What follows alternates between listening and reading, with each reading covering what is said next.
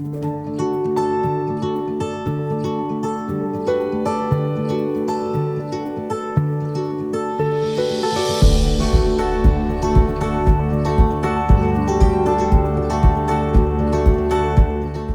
je vais vous parler en fait d'une collaboration, d'un travail avec l'entreprise Vinci Technologies qui a été vraiment gagnant et qui a permis de construire cet objet qui est le tube dôme.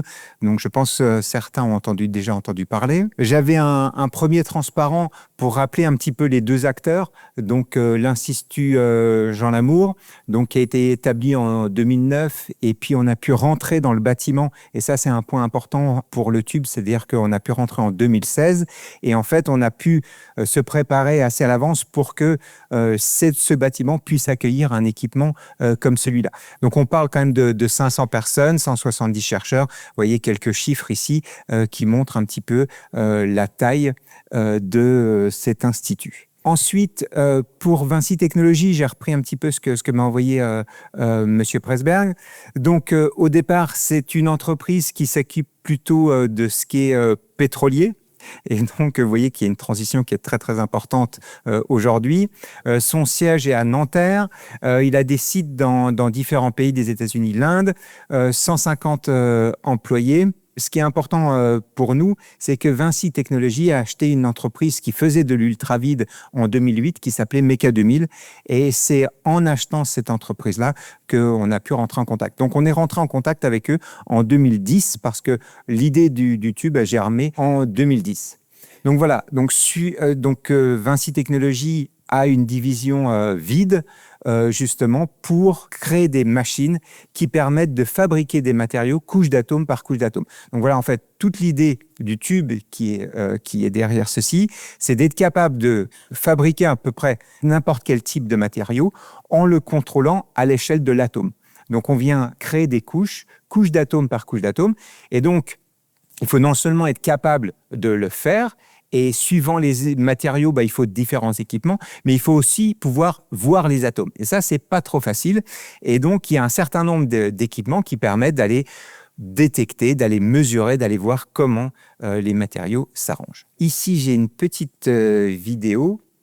Donc là, c'est un time-lapse en fait qui vous montre à peu près en 2015 comment le tube a été monté.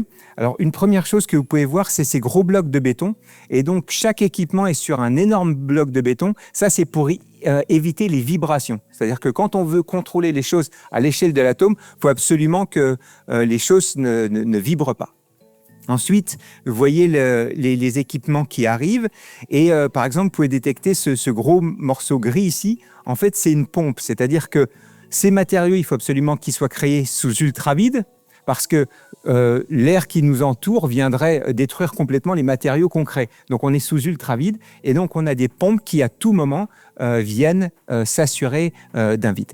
Et là, ce que vous avez vu aussi, c'est le rail central, c'est-à-dire que les matériaux peuvent être déplacés en venant sur un wagon qui se déplace sur un rail central.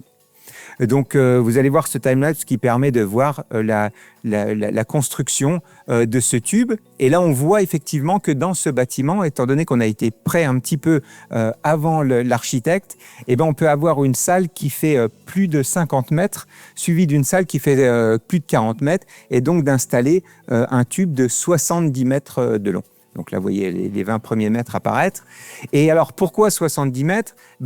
Tout l'intérêt d'avoir un équipement comme ça de grande taille, c'est de pouvoir y connecter un grand nombre d'équipements qui viennent justement fabriquer ces matériaux. Alors, on ne fabrique pas les métaux de la même façon qu'on va faire des semi-conducteurs ou des supraconducteurs. Donc, à chaque fois, il faut des équipements un petit peu particuliers. Voilà, je pense que peut-être pour gagner un petit peu de temps, on va passer. Et je vous assure, vous pouvez venir le visiter. Il y en aura une dernière vidéo, donc tout s'est bien passé et il a été totalement monté.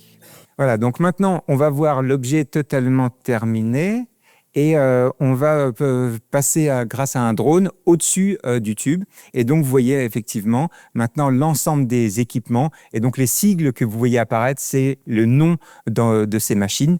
Il y a une trentaine de machines qui sont installées et qui permettent soit de créer ces matériaux, comme je l'ai dit, soit de pouvoir regarder les atomes, voir comment ils sont ordonnés. Et donc, cet équipement-là va pouvoir créer des matériaux qui n'existent pas dans la nature. C'est-à-dire qu'on fait des empilements, on fait des matériaux qui existent uniquement en laboratoire. Et c'est ce type de matériaux qui remplissent vos téléphones portables. La raison pour laquelle sur votre téléphone portable, vous pouvez mettre tant de données, vous pouvez avoir accès à tant de fonctionnalités, c'est parce que vous avez ce type de matériaux à l'intérieur de ces équipements. Donc voilà, un petit bilan. Donc ces 70 mètres sont totalement placés. Il y a une activité qui est très importante. On a pu être soutenu, Vinci Technologies et nous-mêmes, par un laboratoire commun en 2013. Un certain nombre de thèses qui sont financées par Vinci régulièrement. Cet équipement nous permet de rentrer dans un grand nombre de PEPR, dont le PEPR Spintronic qu'on a pu même monter nous-mêmes. Et puis, je voudrais surtout souligner, c'est quand même le point important, c'est un travail collectif. Non seulement entre les personnes de l'Institut et puis le personnel à Vinci Technologies.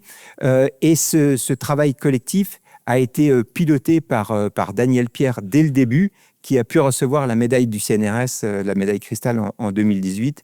Et je voulais le signaler ici. Un autre point pour Vinci Technologies, quel était le gain pour Vinci Technologies? Eh bien, il y a un tube de 15 mètres qui a été monté à l'université NYU en plein New York, qui a été monté par Vinci Technologies.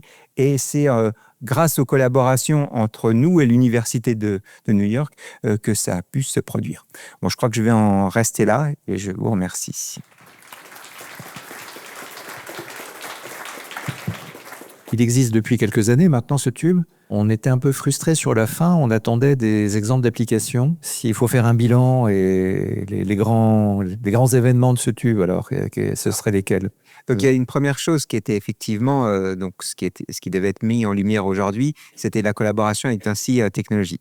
Donc là, il y a un certain nombre de machines d'élaboration que Vinci Technologies produit, qui sont le résultat de recherches qui sont faites à l'Institut Jean Lamour. C'est-à-dire qu'il y a eu des améliorations de ces équipements. Ça, c'est un premier point. On a parlé de Viessmann. Et donc, il y a justement, avec Viessmann, il y a un certain nombre sur des panneaux solaires thermiques ou justement des couches qui ont été réalisées sur le tube qui ont pu être ensuite déplacées et puis utilisées sur des choses de plus petite, de plus grande taille. C'est quelques exemples. On a des collaborations directes avec Seagate Technology qui fait des disques durs. Et là, justement, sur les data centers, dans les data centers, vous trouvez des disques durs. Et pour diminuer la consommation d'énergie de ces disques durs, il y a un certain nombre de matériaux qui sont élaborés sur le tube.